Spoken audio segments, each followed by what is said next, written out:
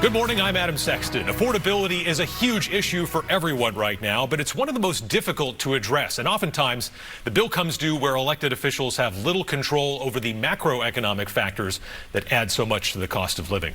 One of the local officials wrestling with that difficulty right now is Mayor Jay Ruais of Manchester, our guest on Close-Up this morning. Mayor, thanks for coming in. Great to be with you.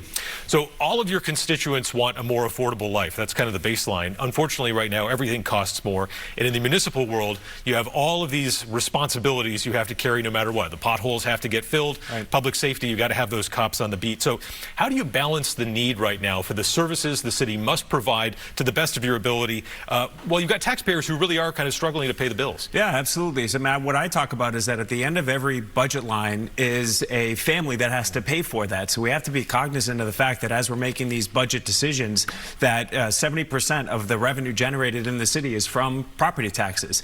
So we have to address that through the budget. So in the first two budgets that I signed, we came $10.2 million under the tax cap, saving the median homeowner $234. So we have to be cognizant of that as we're going through the budget process. But additionally, I think there are steps that we can utilize at our disposal to address affordability. And one of the things that we've done is we've brought back on the independent city auditor to perform operational and efficiency audits of the city. Where can we save dollars? Where can we keep more hard-earned dollars in people's pockets by running government more efficiently?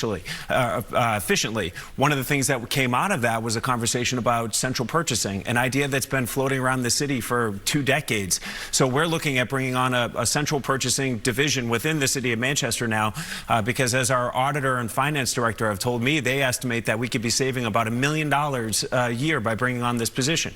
So that's something that's included in my budget. My first term, we eliminated the department. This term in my budget, we are merging the parking division under the police department, and that's going to bring about $150,000 worth of savings as well. On housing, as we've talked about, housing affordability is a big thing. We're in a reval year for the city of Manchester, so we want to bring more housing into the community to lower the cost. We have a massive demand. We have a limited supply, so costs go through the roof. So where can we build responsibly and not changing the character of our community, but where can we add more units to bring down the cost of housing? So affordability is at the top of mind of everything that we're doing. Yeah, and the school budget is an illustration of this problem right now. Some difficult choices ahead. As you look at this and try to work it out with the school committee and the Board of Aldermen, how many layoffs do you think we're looking at here?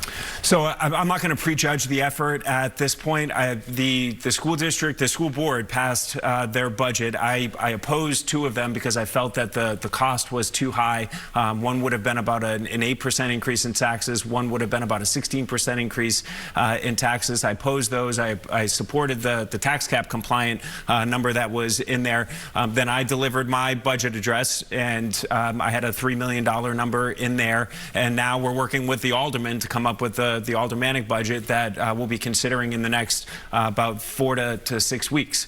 So the concentration that we have now is how do we balance the needs of everything. To your point, how do we balance the needs between what the school district needs, what the city needs to pave our roads, pay our police officers, and then most importantly, at the end of the day, what our taxpayer needs as well. So there's that balance that we have in governing, that the macro view from a mayoral perspective that we have to meet. Yeah, but ballpark on the layoffs, though, there's going to be some, it looks like. It's going to depend on what the number that the board, mayor and alderman, ultimately comes up with. And then there are options that the school district has as well that they've presented. So are there ways that we can work with the teachers unions on benefits? Are there things that we can look at from a bonding perspective to shift costs? So I can't peg a number to it, because once the board has once the board of mayor and aldermen has a final number, it has to go back to the school board, and then at that point we'll make a determination on where we go. You have your responsibilities at the local level. You're on the same team politically as the folks who are in charge up in Concord. In particular, you know, the House and the Senate, they both really like to say that, hey, we've given the municipalities a ton over these last few years. They shouldn't be complaining at all about downshifting or added costs or anything that we're not providing. What do you say to that line of thinking that the legislature is essentially blameless seamless in any kind of cuts that you might have to make?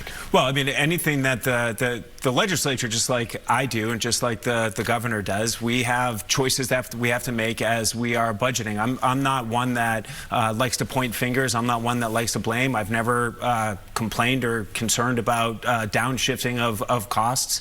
I've talked about, with the school district perspective, I've talked about not cutting the dollars that are coming to the city, but the legislature and the governor have a hard enough time or hard enough job as it is putting together a biannual budget, $14.5 billion. I'm not here to critique or criticize what they do.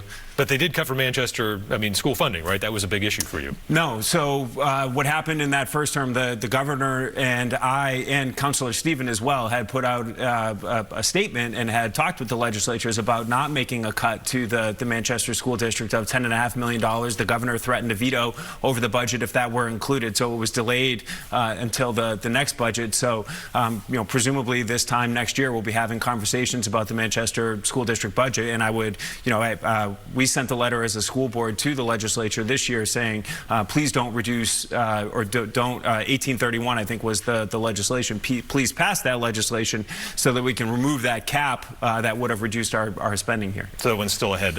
Let's turn to public safety now. You helped lead the charge in changing the state's bail law. In fact, the data that Manchester police provided played a crucial role in persuading people in the legislature that something needed to be done. The word of the police at the time wasn't good enough. They were spreading anecdotes, is what they said initially, but once that data came in on the reoffense rate, the people who were out on bail already reoffending, that was a huge deal.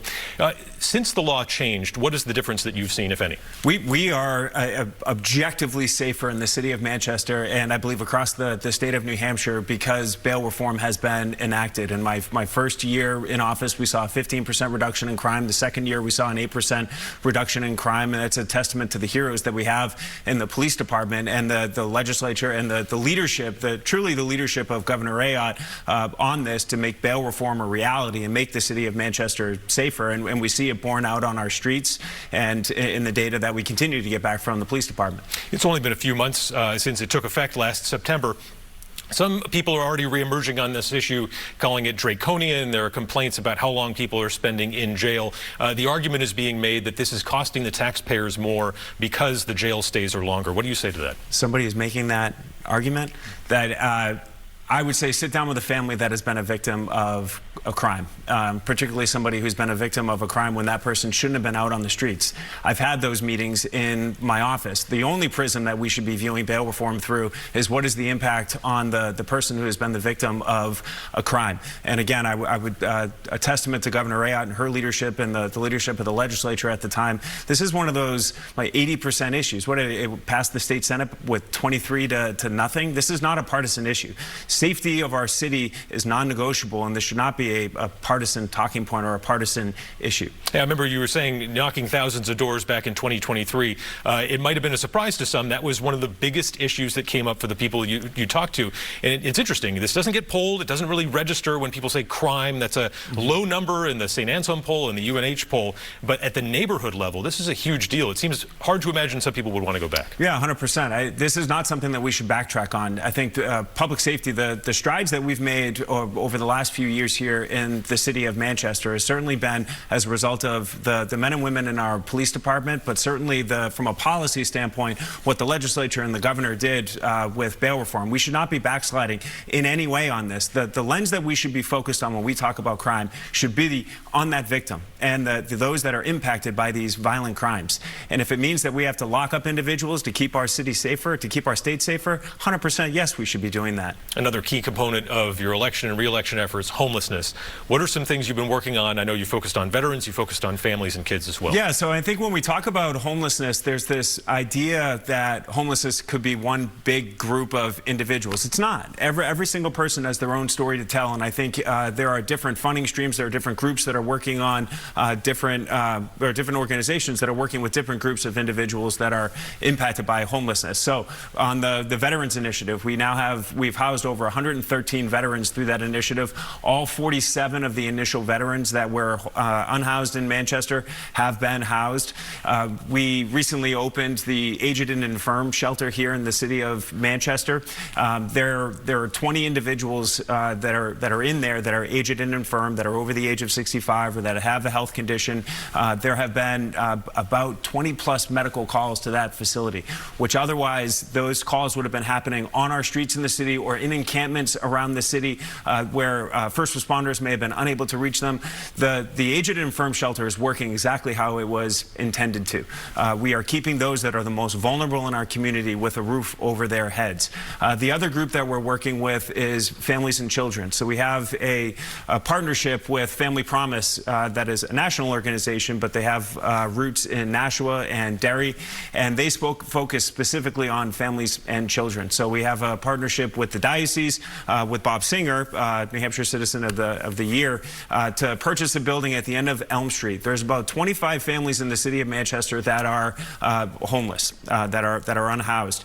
This building that we are about to set to open is going to be able to house 18 of those. So we're making progress on ending the wait list in the city of Manchester for families and children. In my budget, we had $500,000 in federal funds going to help support that initiative. So we're continuing to make progress overall on homelessness. We know that there's a great deal of work left to be done, but I believe we're making progress. I think you can also see that in the fact that overdoses in the city of Manchester have plummeted. Okay, Mayor Jay Ruais, thanks for joining us here on Close Up. We appreciate your time. Thank you for having me. Okay, and we'll be right back with one of the Democrats running for Congress in the 1st District, Christian Urrutia. Stay with us.